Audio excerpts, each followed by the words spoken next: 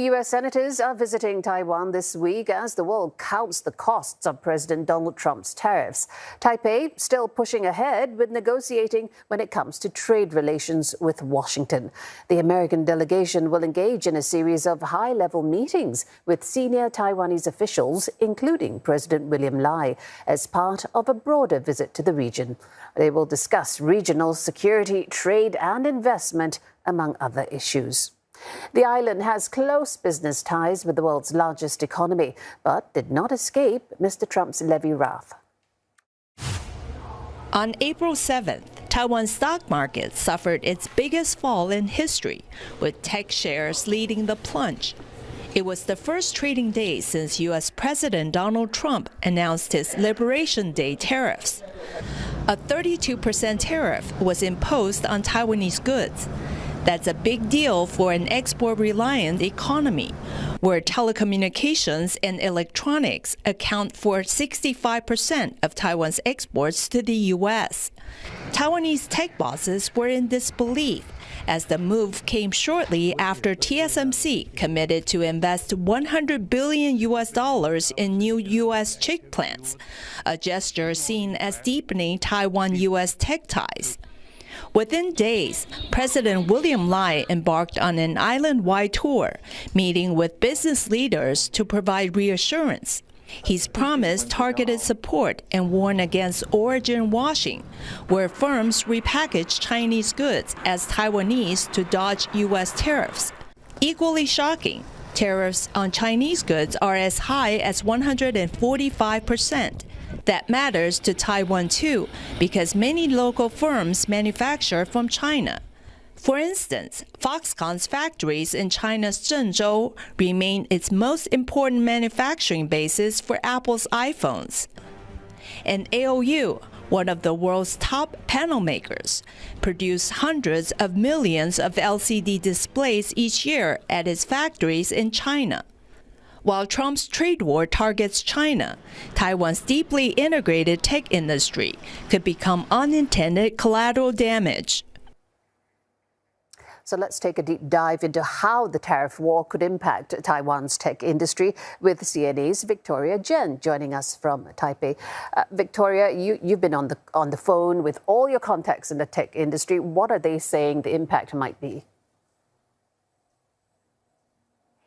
Well, what I'm hearing is a mix of shock and urgency.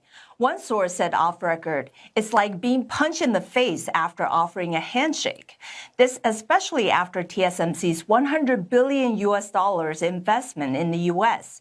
Another said Trump must be out of his mind.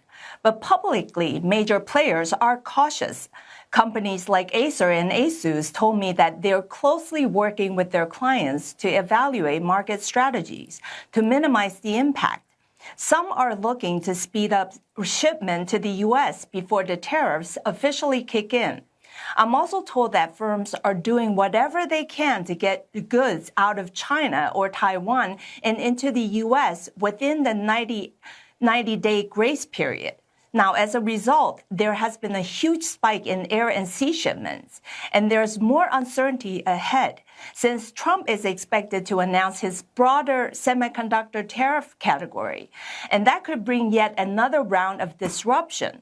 So for now, Taiwan's tech sector is in a frantic rush, flying and shipping out every unit they can while the window is still open. And while this 90 days ticks down, how are the tech companies preparing for this new tariff reality? Well, Taiwanese tech companies aren't just rushing out shipments. They're also preparing for a much bigger shift. Many now see this as the start of a major supply chain realignment. And the first priority is to get out of China. With U.S. tariffs on Chinese electronics expected to soar over 140%, staying put just isn't an option anymore. I'm told that even relocating to Vietnam or Thailand, where tariffs could still reach 40%, is still a better deal. Now, the second focus is building a footprint in America. Companies are increasingly seeing the need to produce directly in the U.S. It's not just about tariffs, of course. It's about securing future access to the U.S. market. I'm also hearing that Mexico could be a big winner as companies look for alternatives closer to the U.S. Now, let's hear what one market expert has to say. 美国跟加拿大跟墨西哥就是在对等关税之前，其实就已经这个谈定了，就是基本上是延续这个 Trump 的第一任任期的这个美国、墨西哥、加拿大的协定。 就是这个 USMCA， 那这个部分呢，你如果合规的话就是可以这个免税。那合规的话，包括说就是你的这个区域生产的价值，以及你在当地，你比如说你在墨西哥生产，是不是有做叫做这种实质的转型？实质转型，譬如说是你进去是一个铁块，出来是螺丝，所以它整个那个产品的这个形态是有改变。你要符合这些规则。 才有办法说符合这个，就是这个达到这个USMCA 的这个免税的协定，所以大家现在就是想办法，譬如说就是把本来没有在墨西哥厂投产的转品，如果是要否美国市场，现在要转到墨西哥厂去生产，然后尽可能让它符合这个 USMCA 的免税的协定。 All right, so it sounds like moving out of China would be one of the big trends, but China is not just an important manufacturing base for many companies, also an important market. Would it be possible for companies to completely decouple from China? That's right. Moving production out of China is one of the biggest shifts that we're seeing right now. But make no mistake, China is not just a huge factory, but also a massive consumer market. What I'm hearing is that some companies are now adopting a China for China strategy. Basically, that means if you want to keep selling to Chinese consumers, you will need to make your products in China using Chinese suppliers. Beijing, for its part, is shifting focus inward, trying to drive growth through domestic demand instead of exports. And now they're doing what they can to pull in foreign investment. If companies want a piece of the Chinese market, they will have to localize production on China's terms. Now, here's what the expert has to say. 所以我刚刚说就是3个这个供应链这个就是移转的主轴，第一个是移出中国，然后第二个是这个移入美国，然后第3个是中国自产这样子。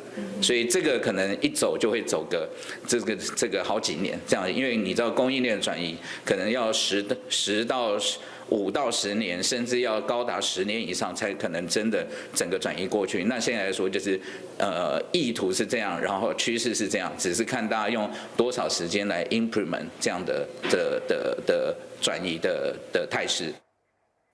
Victoria, I want to ask you about origin washing that Trump has been using as the rationale behind some of the hefty tariffs that he's imposed. What is the situation in Taiwan when it comes to origin washing? And are Taiwanese companies a big offender in this area? Well, basically, Trump calls origin washing, it means that when goods made in China are being rerouted through a third market, lightly altered or simply repackaged and then falsely labeled as being made elsewhere to avoid U.S. duties. Industry sources tell me that while some cases have occurred here, Taiwan is not a major offender. In fact, the more serious cases are being traced back to Southeast Asia countries like Vietnam and Malaysia. But having said that, Taiwanese authorities aren't taking any chances.